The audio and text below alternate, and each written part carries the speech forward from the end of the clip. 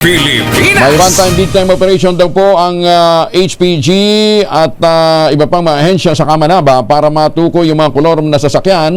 Nakatutok doon si Edwin Duque, RH23 Edwin.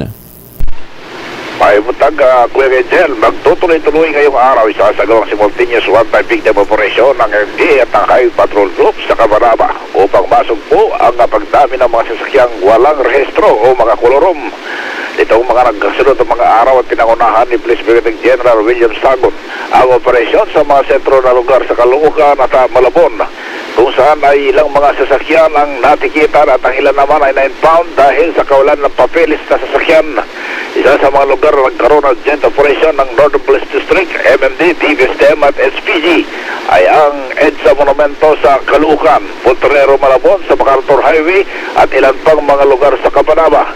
Pinangunahan o pinayuhan na opisyal ng HPG ang mga may-ari na sasakyan na walang rehistro at paso ang kabilang rehistro na iparehistro na upang hindi na maabala at magmulta ng malaking halaga. Kung wala naman ang rehistro ay huwag nang ibiyahe dahil baka mas na-involve ito sa mga sakuna at mas malaki pa ang problema na kanilang kakaharapin. Aris Edwin Duque nagulat sa DSRH, una sa Pilipinas, una sa Pilipino. Maraming salamat Edwin Duque sa